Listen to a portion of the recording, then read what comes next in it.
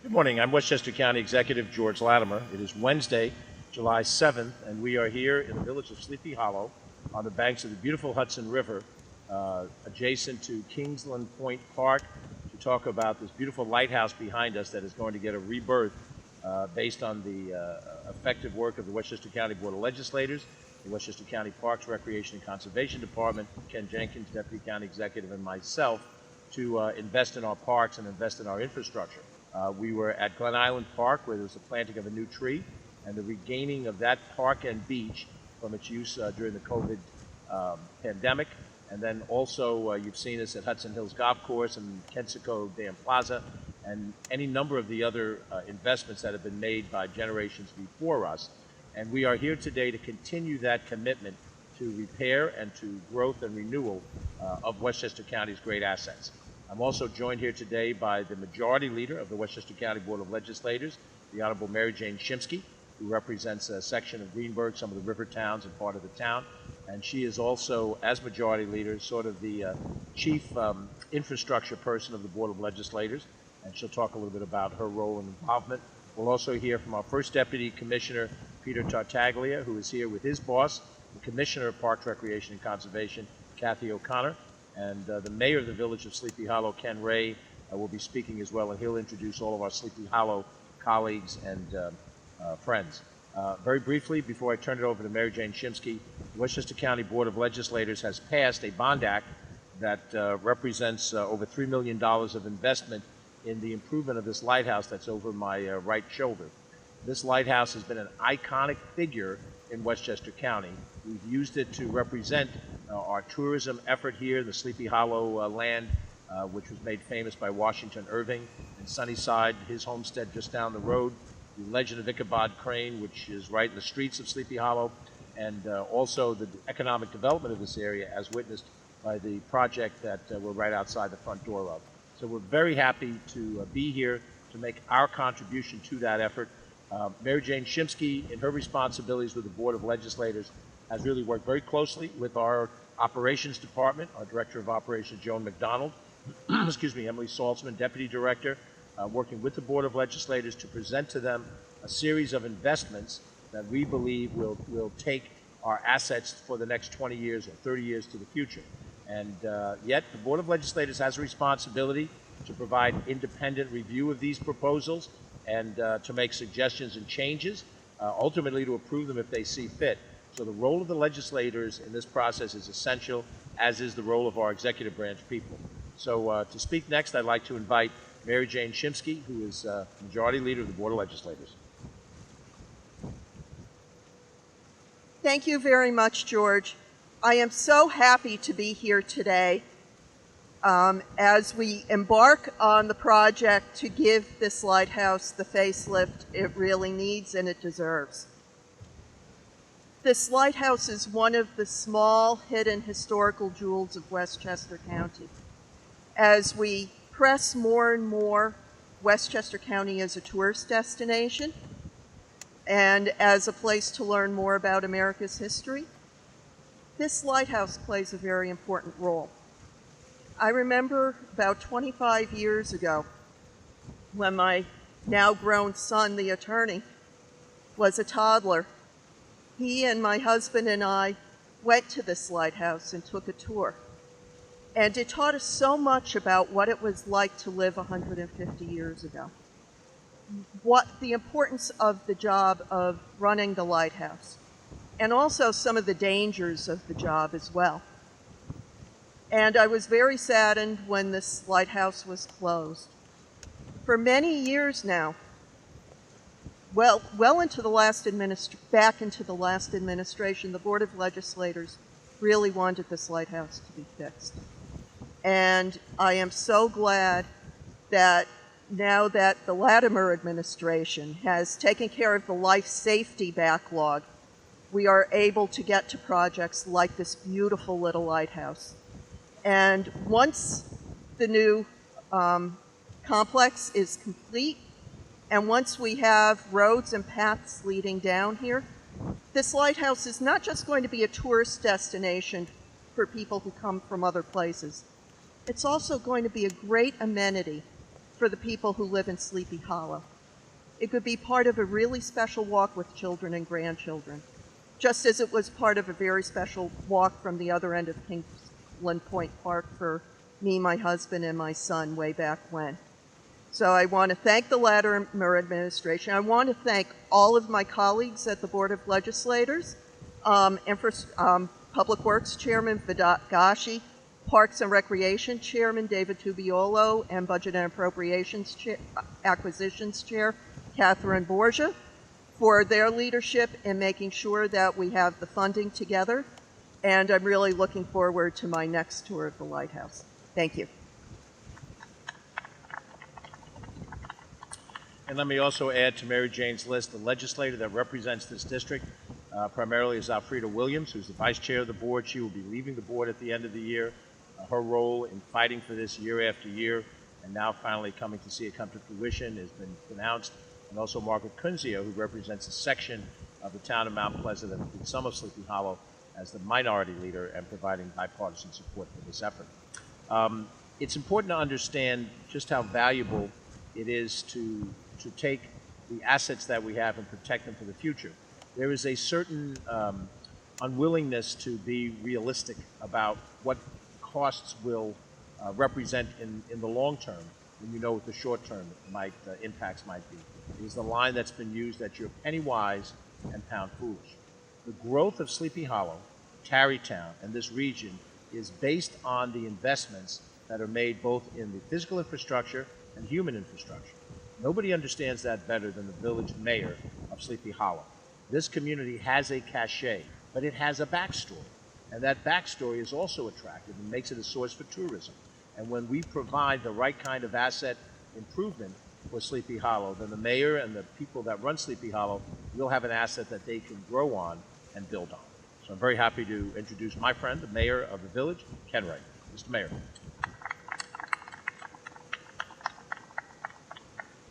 Thank you, George, and welcome to Sleepy Hollow. I'm joined this morning by our village administrator, Anthony Giacchio, as well as the president of the Sleepy Hollow Tarrytown Chamber of Commerce, Laura Wray, and its executive director, Stephanie Rodman. I'm also joined by representatives of Edge on Hudson, on whose property we're standing right now. This new development that will be coming in to Sleepy Hollow will be completed in Sleepy Hollow in the years to come. And that is Craig Tompkins and Burns Patterson. So I'm pleased that they could all be here with us today. I simply want to say thank you, George, to Ken, to the Board of Legislators, to your staff, and all the folks that have made this finally happen. We have been waiting, working together for years to see this, and it's a wonderful moment to know that we're finally there. And thank you for keeping us apprised of your progress through all of this as well. I want to say that this village of Sleepy Hollow is using this as an opportunity to step up some of our own efforts to support this park and other parts of Sleepy Hollow. We're making some changes within our Department of Public Works to beef up our park staff, which I know Kathy will be pleased to hear that. So that is something we're looking forward to as well. Thank you for making this happen so that it pushes us to do that. You've been an extraordinary partner to the village. I'm always delighted to run into you in the farmer's market and talk, but it's much more important the work that you've been doing, especially during this pandemic. Your understanding of our needs and other villages and your support for all of us has been like rainfall after years of drought and neglect. So I look forward to some important ribbon cutting events here in the future, and I look forward to welcoming you all back to those as well as we continue to build Sleepy Hollow in this area and Westchester into the jewel of the Hudson Valley. Thank you so much.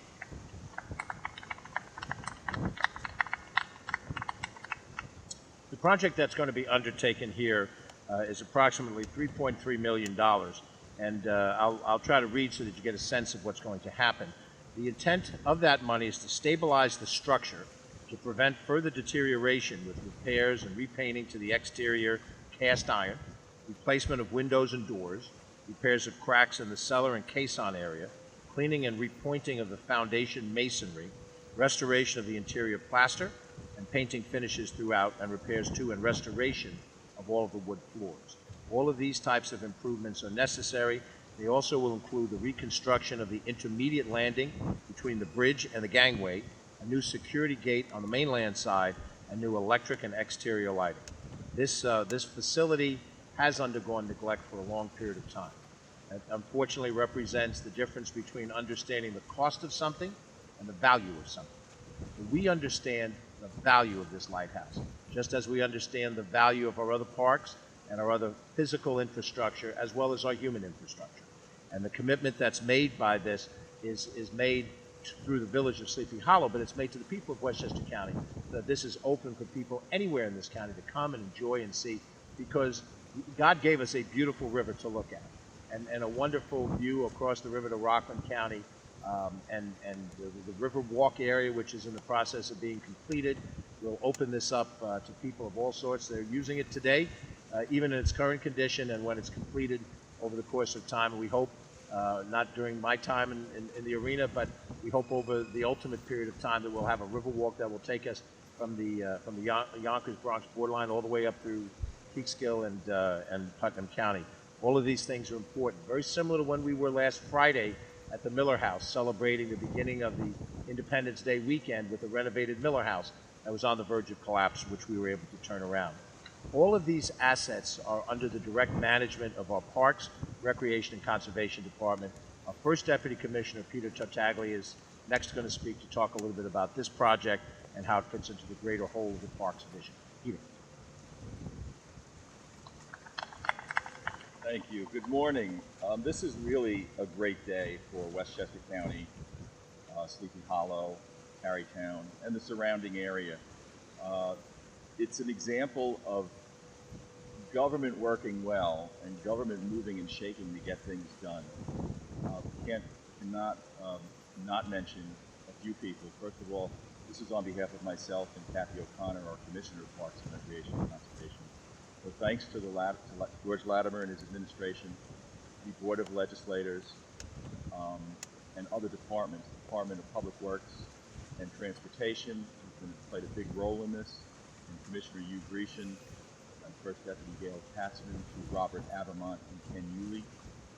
We've got a lot of other people that we work with there. We are working together, departments working together to really fix Westchester County parks. We've got over 50 parks. This is as special as all the others. This lighthouse was built in 1883. It still stands.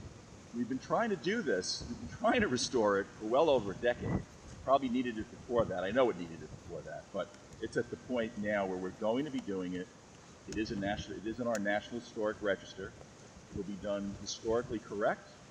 There are some new aspects, just interesting things, new technology, the cathodic protection system, which is basically a low voltage electrical current that goes through the metal parts and the concrete and toward the rebar to prevent some of the erosion that goes on from being in the water. It's a spark plug-like type lighthouse. They were specific where the bases were made out of metal and concrete, and that's what you have today. But we will be eventually reopening this. It is just an example of what's been happening in county parks. There is a belief to restore and protect what we have. That's our mission in the department, and that's been the county has been overall, every division, department, and layer of government has worked to this end, and this is going to be another unbelievable example. So thank you very much.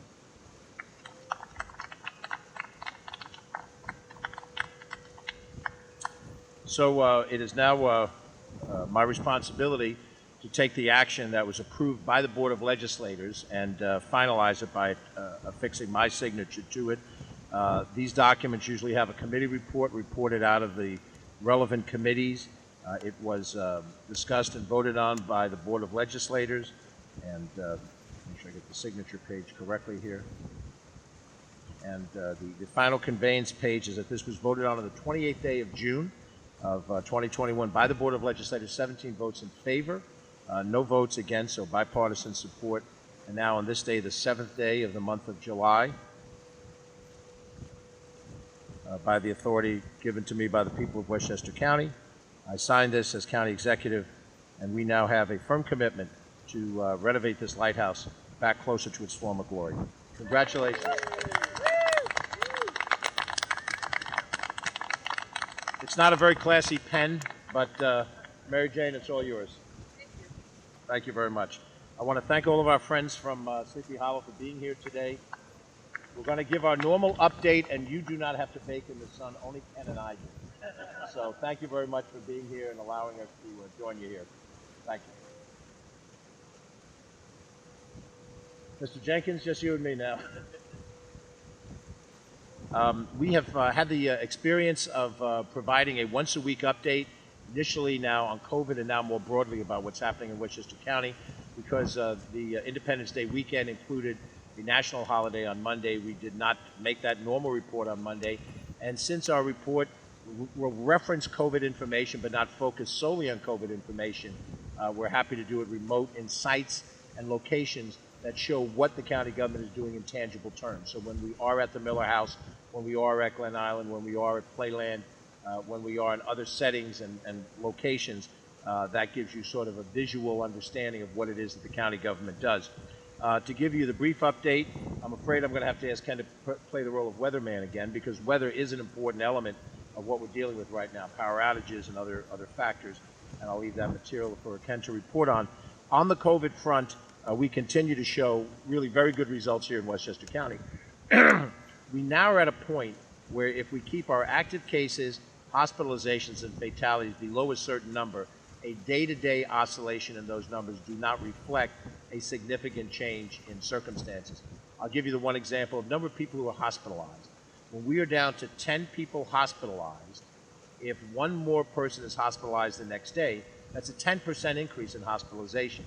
If you heard that statistic out by itself, there's a 10% increase in one night of hospitalizations, you might be frightened by it. You might say, here comes the disease again. But now that we're at a certain low level of circumstance, the percentages and the absolute numbers aren't really the same import as they were when we had 588 people hospitalized, and if we had had a 10% increase, that'd be 60 more people hospitalized, and that would be an extreme advancement of the problems that we face. So as it stands now, in terms of active cases, we still remain below 250 active cases, around the 200 mark from a day-to-day standpoint, 205 down to 175 in that oscillation. Every 2 weeks, the people who have been infected that did not get seriously sick then are removed from the active case list, and so we're very comfortable that most likely for the years to come we'll have 100 to 150 cases at any point in time of coronavirus, and that would not represent an extension of the pandemic. We do have, in fact, under 15 people hospitalized right now at the 11 hospitals of Westchester County, and that number might change from day to day from 10 to 11 or 9 or 7, but again, below 15 we think is an important mark. Above 15 we report specific numbers. And the best news in our report is that there have been no fatalities to COVID in Westchester County over the last 9 days. Now, 9 days may not seem like a long period of time, but since the pandemic began and we had our first fatality, we have never gone 9 days without a fatality. We remain in the aggregate at 2,293 fatalities, but again, very limited number. 9 days without a fatality. We had one fatality in the 10th day ago, and prior to that about 5 days without a fatality. So we appear to be in a place where the intensity of the infection has really dropped dramatically. We hope that will continue on. We are continuing to do the types of efforts for vaccinations as we can. Our vaccination numbers are approaching 80% of Westchester County, adults 18 and over, that have had at least one shot of vaccination. So the most recent number I saw was in the 77 percentile number, heading up to 78%. We were close to 80. We believe we're going to hit 80, although it's a much slower pace from this point forward.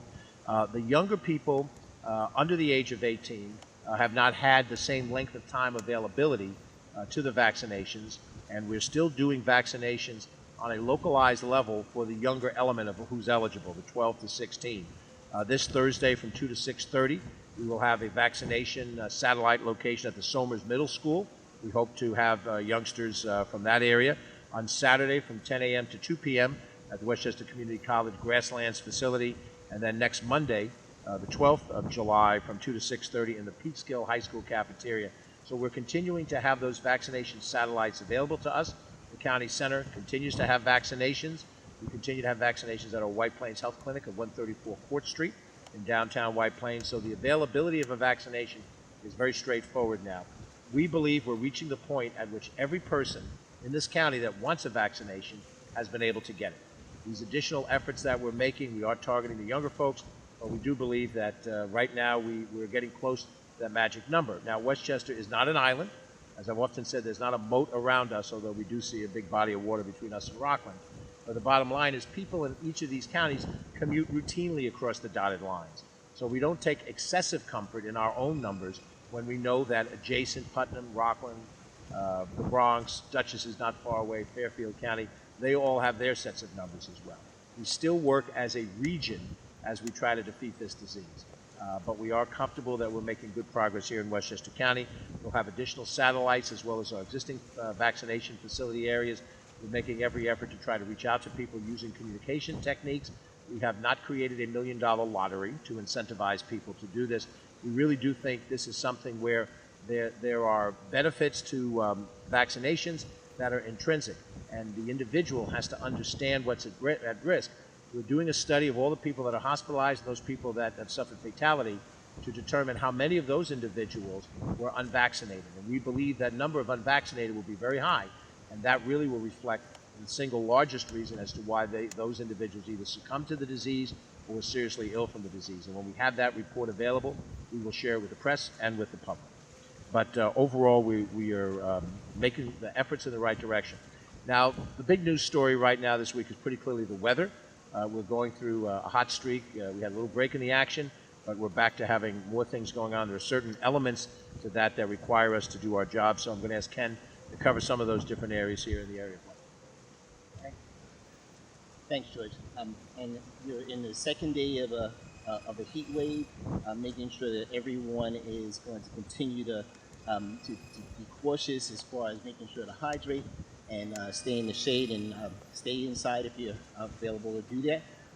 Just so you know, yesterday we had that tremendous thunderstorm. We're supposed to have that again today.